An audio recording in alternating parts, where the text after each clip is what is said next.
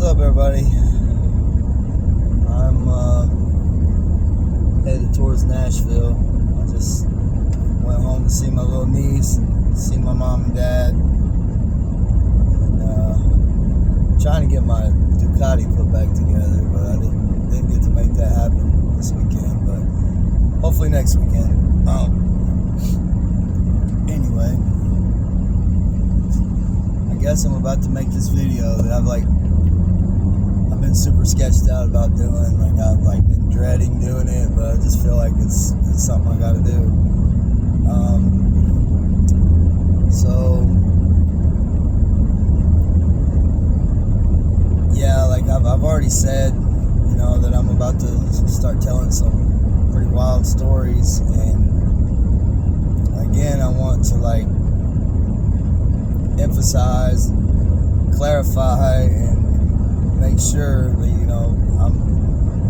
I'm not trying to glamorize this shit, because I feel like in a way, I was kind of led into that lifestyle just by, I can remember being 12 years old and watching the movie Goodfellas, and they make that shit look so cool. The very first line of the movie is, as far back as I can remember, I always wanted to be a gangster. And this kid's parking Cadillacs for the mafia, and they show his life story. He ends up being a rat or whatever, but I can remember being 12 years old and watching that shit and just feeling like, I wish I could park Cadillacs for the mafia. That would be awesome.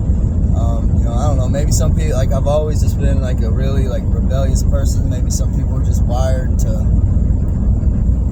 go against authority. I don't know.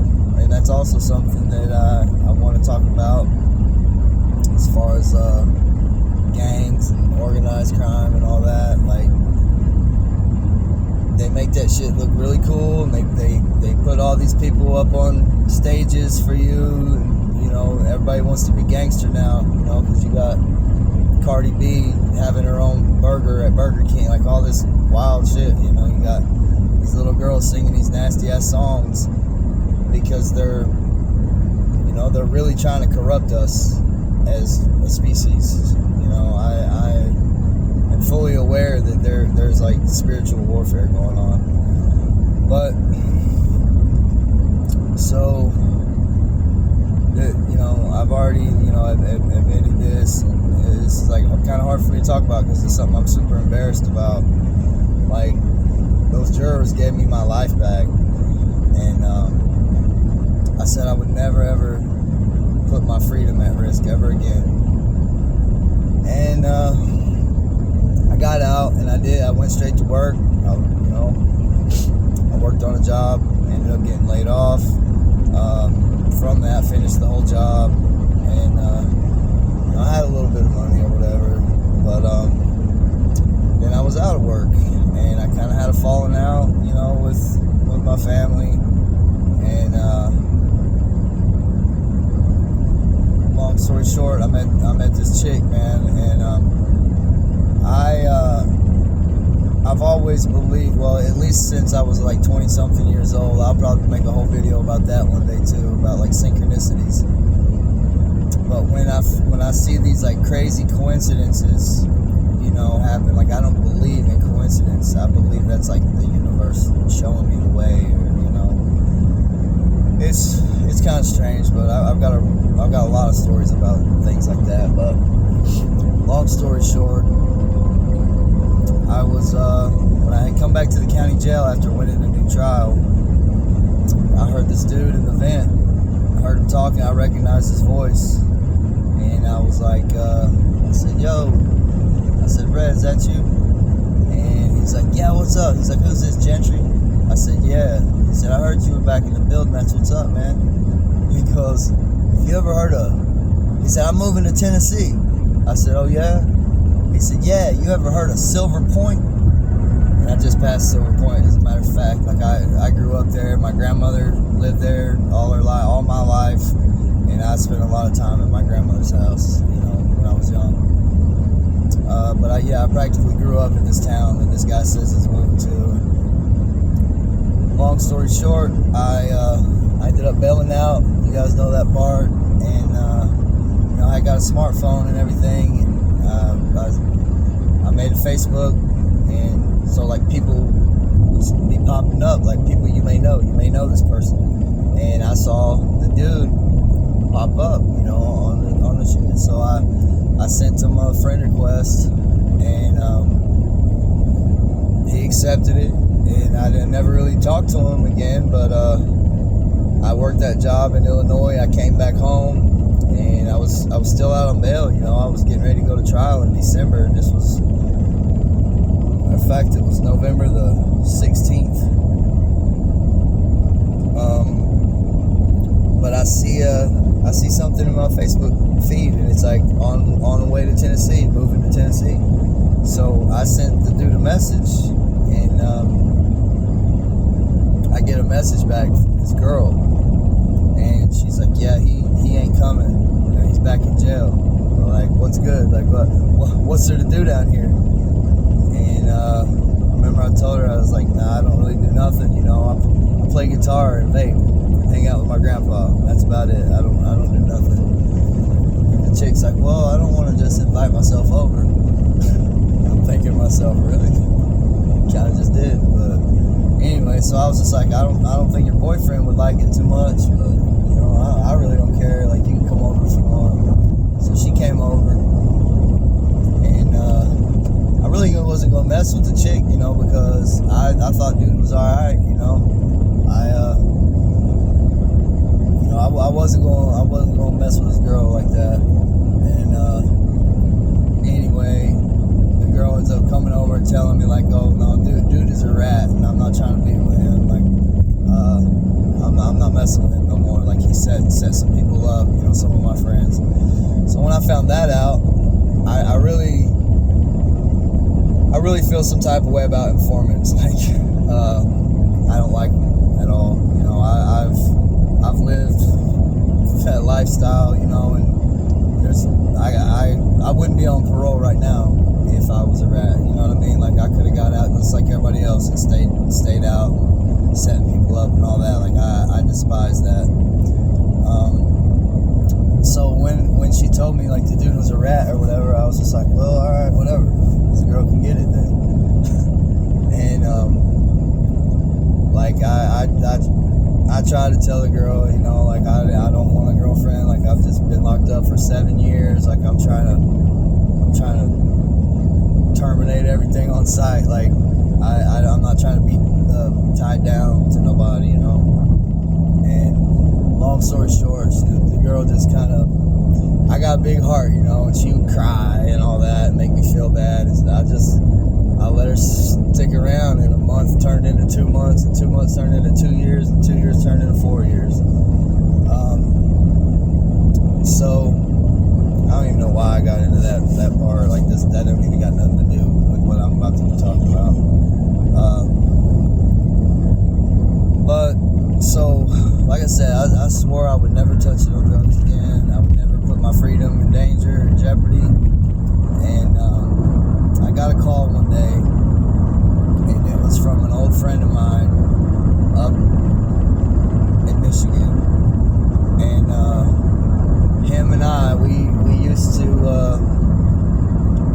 kind of work for this dude, and this guy was somebody, And I always, like, when I was younger, like, I looked up to this dude, like, this dude, this dude's about as gangster as you can get, These guys, I can't even really get into talking about him, like, but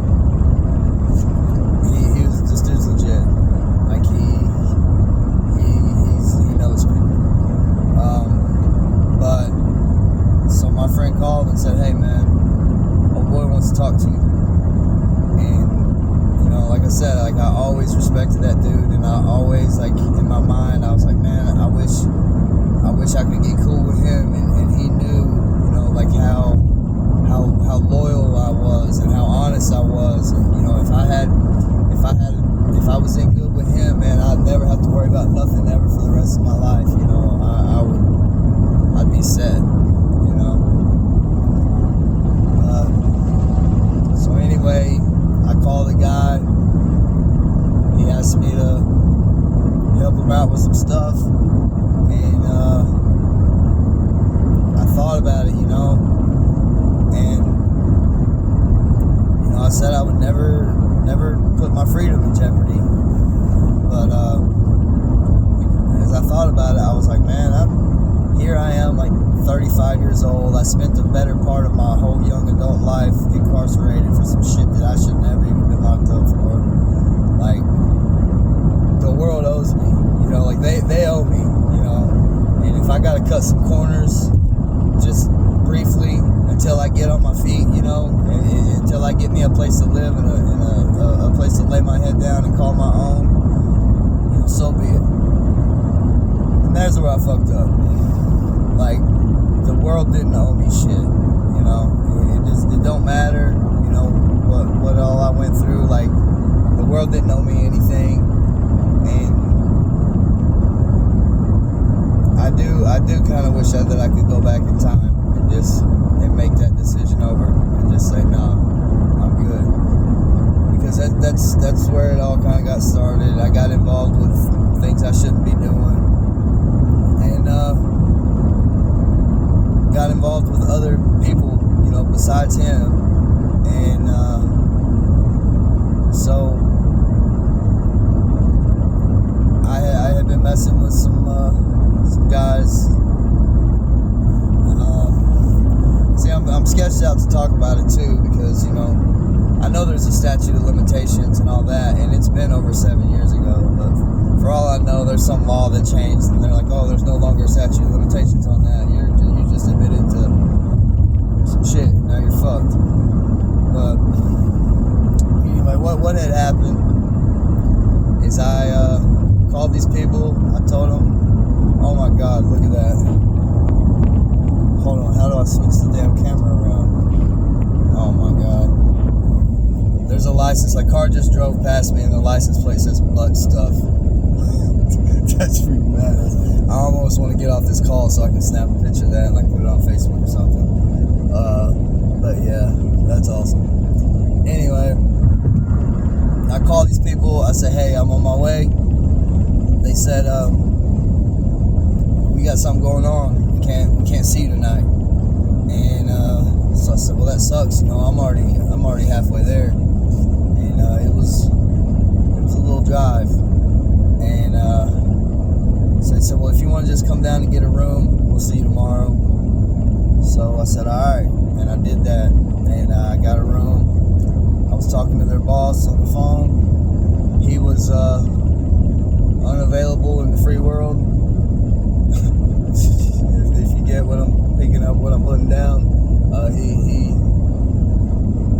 was not out here, and but he oversaw everything from where he was, and this guy would send me to different places to meet with these people, and he would always tell me exactly when to knock on the door, and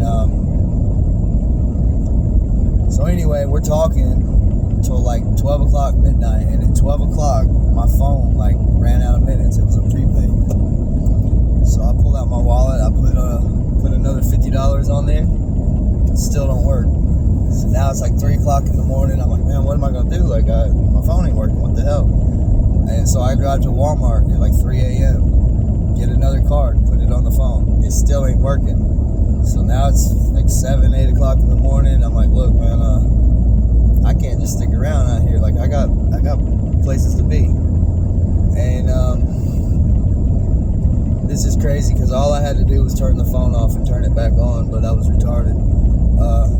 But if I had just done that, turned the phone off and turned it back on, none of this would ever happen, I'm sure. But what I'm about to tell y'all is wild. So, 8 o'clock in the morning comes, I'm like, man, I gotta go. I can't just wait around. I got shit to do.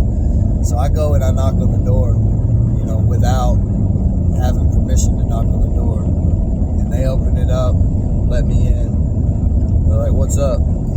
As soon as I get inside, the dude pulls a shotgun out, 12 gauge shotgun, and sticks it in my face and said, lay your ass down. So I'm like, all right, bro, Joe, you need to chill out. I said, you need to call Speedy. I said, call him, man. He's not cool.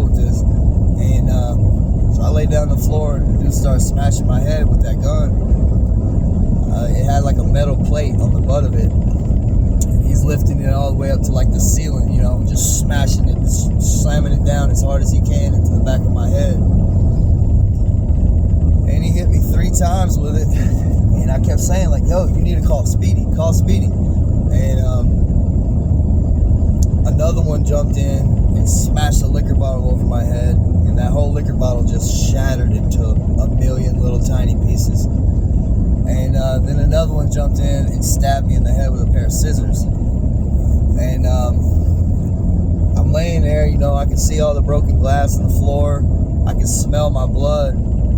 There's blood everywhere, you know. There's blood soaked all in the carpet, and you can smell it in the air. You smell like copper pennies or something, you know, that iron. And I look over and I saw that half of the scissors like laying by my face. And that's when I saw that half the scissors, that's when it like clicked, you know. I was like, bro, they're trying to kill you. Like they're not, at first, you know, I just thought they was trying to beat me up or whatever. But when I saw the half the scissors, that's when I was like, you know, they're trying to kill you, bro. They're trying to take your life. He just tried to stab your brains out. He just broke those scissors over your head. And so I have like this vision of me being knocked out, getting knocked unconscious, and them dragging me in the bathroom and sawing me up. And so I like asked myself, like, are you just gonna lay here and let that happen? You gonna let them knock you out and saw you up in the bathtub? And I said, no, I'm not. And that's when I jumped up off the floor and just started jacking, just started fighting. And like the image of one of them in particular, his eyes, like the look in his eyes when I got up and started fighting, it was like he was like horrified. And I'm just like, man, I'm the dude that should be scared, like, but somehow I fought my way out of that house and ran down the driveway. I left one of I got like Nike slides on right now, and I probably had the same shit on that day, but I like slipped in the flower bed coming up the house. I left one of my shoes there and everything. But run down the driveway, my girl's in the car with the doors locked, and I'm like, damn, like, let me in. And so she unlocks the car, and I jump in. I'm like, go, go, go, go, go. And she just looks at me and looks at my head. Like, you can see the skull in the back of my head. Like, they just peeled my shit back. Like, they scalped me. Like, if you just looked at it, it just was like a black crevice. It looked like the Grand Canyon or something. But if you took a flashlight and shined in that hole, you could see my skull down in there. But the girl just looked at me and started screaming, you know. And I was just like, go, go, go. And anyway, we drove like 4 hours back home. I go to the hospital and told them that I wrecked the 4-wheeler.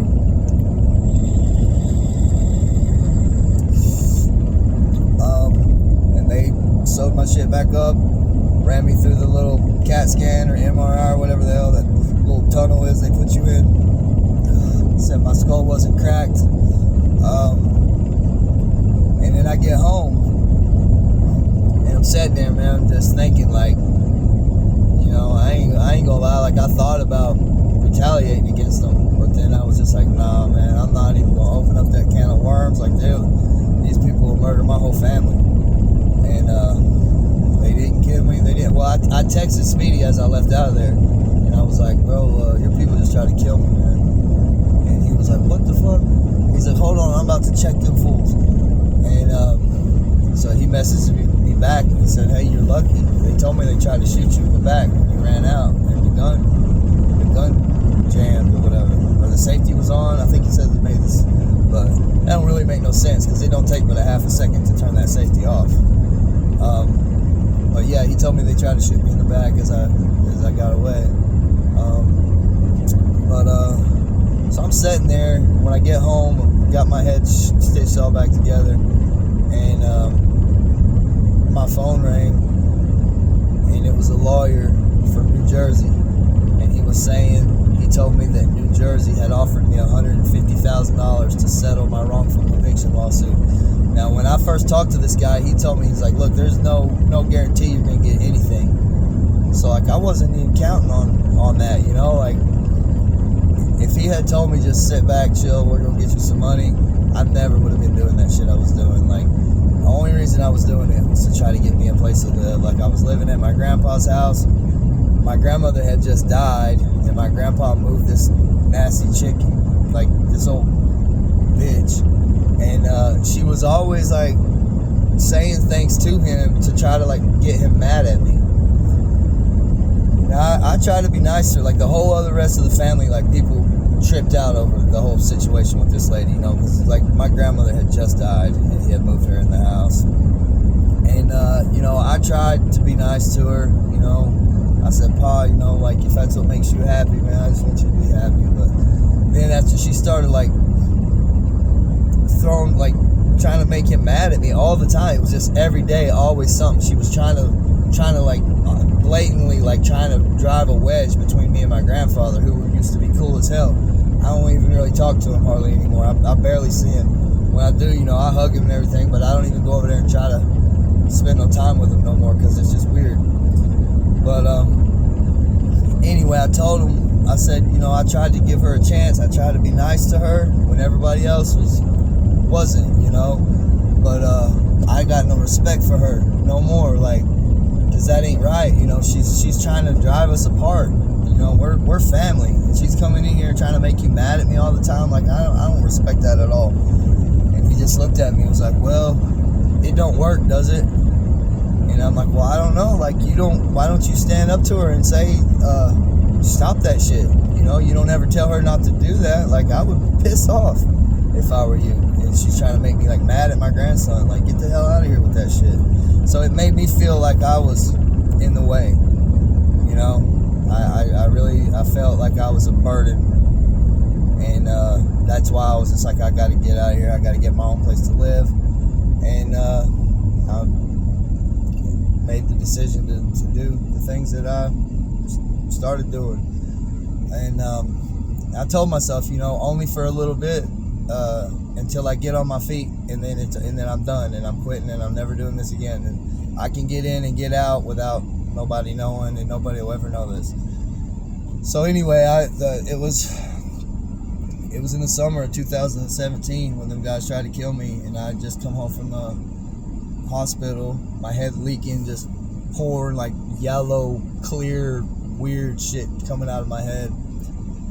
And the phone rang, and it was that lawyer saying they were offering me $150,000, and I was just like, my jaw just dropped, and I'm like, you mean I've been out here running around dodging death and prison and gambling with playing Russian roulette with my life, you know, all just so that I could get a place to live, and I didn't have to do none of that. All I had to do was just sit back and wait for this money. And I felt like the dumbest person in the world. And after that day, people would call me and want things, and I told every single person that would call my phone, I don't do none of that no more. It's over with. Don't call me for none of that. Lose my number. And I quit everything right then and there. I quit what I was doing. And my family was like real proud of me, you know, because they knew that I had been into some wild shit, you know. And my mom could always tell, and I never lied to her. When she asked me, she'd say, and she'd ask, and I'd say, I wouldn't lie. I'd tell her, yeah, Mom. But yeah, and this, I've got hella more crazy stories too, just like this, really. But this is one of the wilder ones. This is probably like the only time. I mean, I've had people try to rob me before, but this is like the only time, other than the state of New Jersey trying to take my life, which they were definitely wanted my soul. But you know, this is the only other time when I can definitely say, like, yeah, those guys were trying to kill me.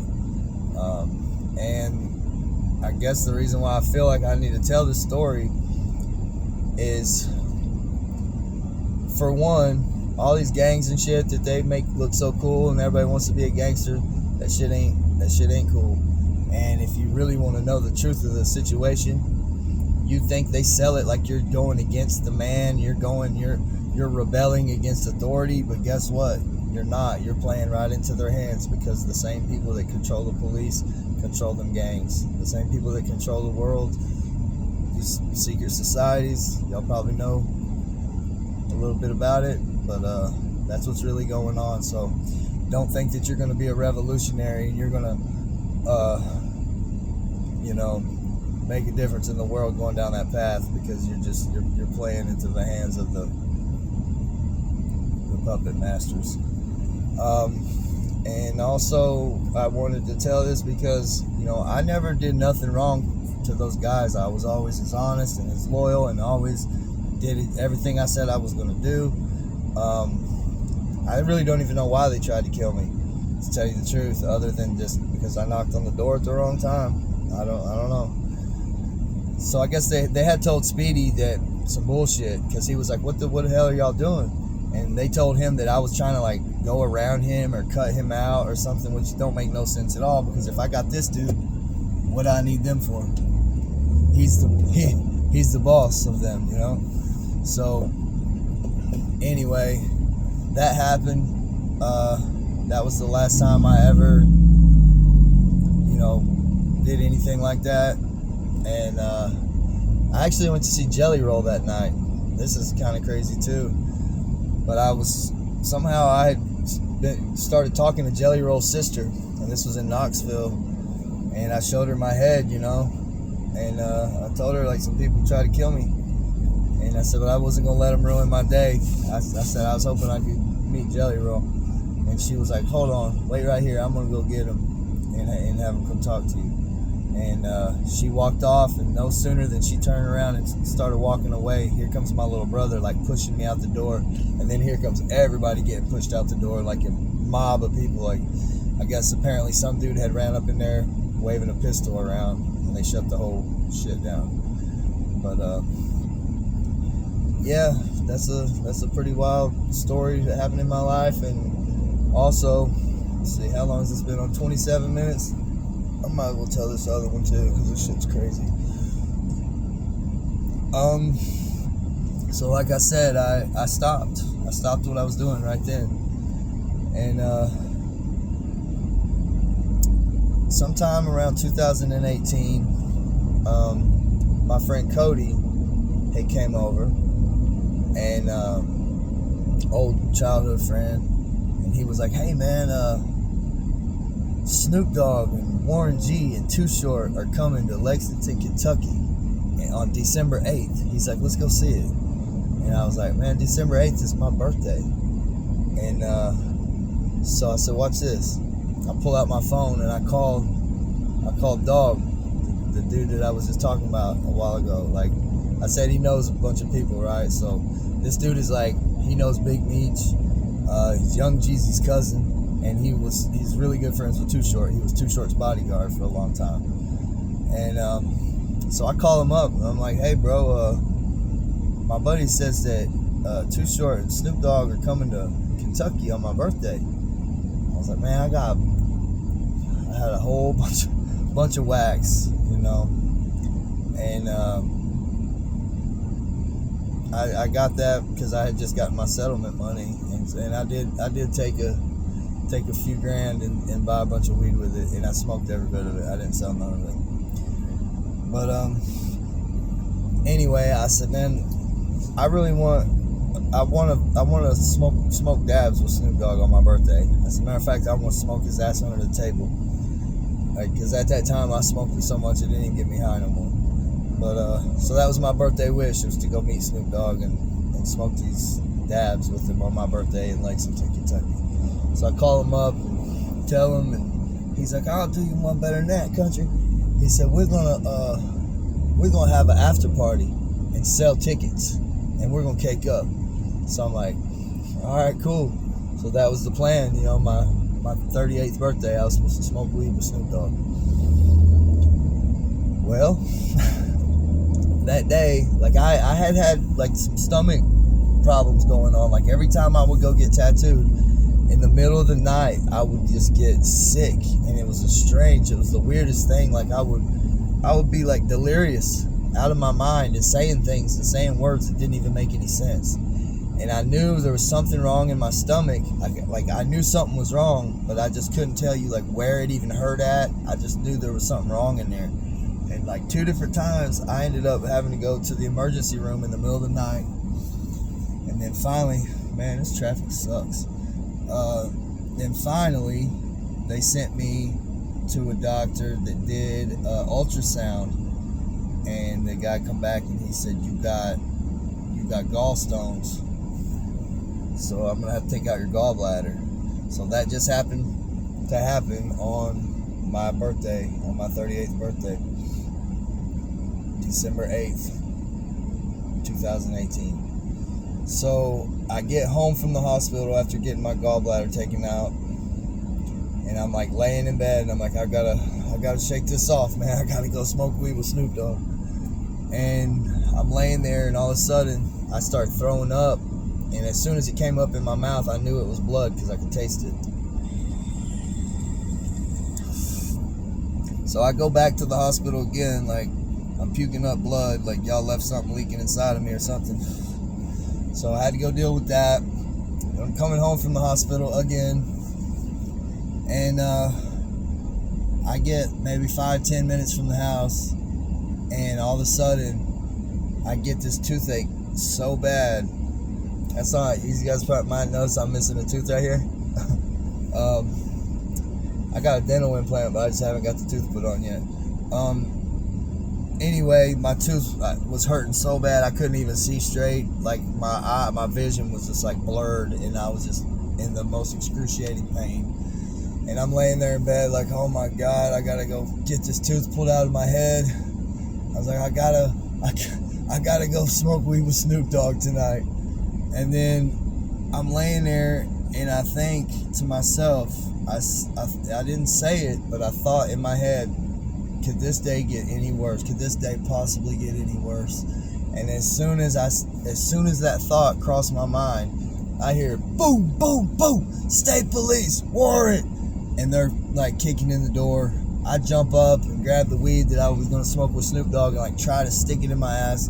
It was too big, wouldn't fit. I hear the police running down the hallway, and I jump back in the bed and just pretend like I'm asleep. And they get me up, you know, they're walking me down the hall. As they're walking me out, like I kicked a ball of, I mean, it was like this big ass ball of wax. And I don't know what made me think I could put that in my butt. But I mean, I guess, you know, like they were running down, you know. I didn't know what else to do.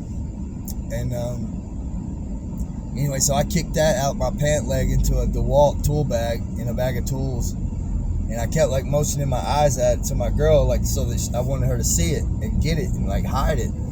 But she never caught the, you know, I was trying to like move my eyes around and like get her to look at what I was looking at, but she never picked up what I was putting down. But anyway, they were like, you got a warrant? And I said, for what? They said meth. I said, I don't touch that shit. I despise that shit. I don't do it. I don't sell it. Matter of fact, I can't stand it. Like I don't have nothing to do with that. And he said, well, I'm glad you quit, but we've got evidence that you used to. And they had a charge against me from a year and a half prior, from that summer, the summer of 2017, before I stopped. Like this is probably one of the very last times I ever even messed with that. But yeah, they waited a year and a half. I guess they were probably like watching me to try to build a bigger case or whatever. Because when I did finally get indicted, they put it on like the Nashville News, and they said like 40 people busted in the indictment, and they put my picture. Like there was me and some Mexican guy that I didn't know, and one other person, I can't even remember who it was. But like I knew two of the people out of 40, and really didn't even mess with them like that. Like I didn't mess with people. Like I had one or two people, and I didn't deal with nobody else, you know.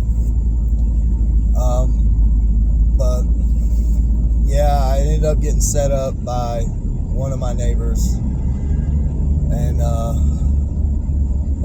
big story in itself, man. I might talk about that some more one of these days, but long story short, I never got to meet Snoop Dogg.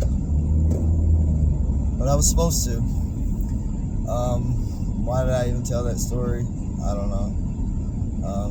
But yeah, I mean, that's why I'm on parole now. I turned myself in, hired a lawyer. The lawyer said for $6,000 he could keep me out of prison. Well, that wasn't true. I paid him $6,000 and I definitely went to prison. He told me that he told the prosecutor, well, this guy just did 7 years for something, you know, and got exonerated. And he said the prosecutor said, oh, he was probably guilty anyway. She didn't care. So he comes back and he's like, they want you to do 10 years. And he's like, yeah, it's that or nothing, or go to trial. And I mean, I knew I was guilty. I knew I did it. They, you know, I would not have won trial, and they would have smoked my ass. So I pled guilty, and I got 2 10-year sentences running concurrently with each other. And I turned myself in June the 11th, shaved my head bald, turned myself in, went to the county jail. Was in the county jail for 4 months before getting transferred to Tennessee prison. Went to Bledsoe. That sucks. Then I went to South Central. Then I went to West Tennessee State Penitentiary. And I ended up doing 29 months off of the 10 years. And they just changed these laws in Tennessee where basically a nonviolent offender, they have to show a good cause to not give you parole. And I got parole. Like they pretty much had to let me out. And I've been out since November the 21st of 2021. So I've passed every drug test. I've kept a job the whole time. I don't mess with drugs. I don't sell drugs. I don't do drugs. I don't even hang out with people that do. And you know, life's going pretty good for me. But I know, you know, I've made some really bad choices in my life, and you know, a lot of people are going to think I'm a dumbass, and you know, I guess they're probably right. I am kind of a dumbass, but maybe my story will keep some other people from going down that road that I did. I love y'all. I'm getting a call. I guess I'm going to take this.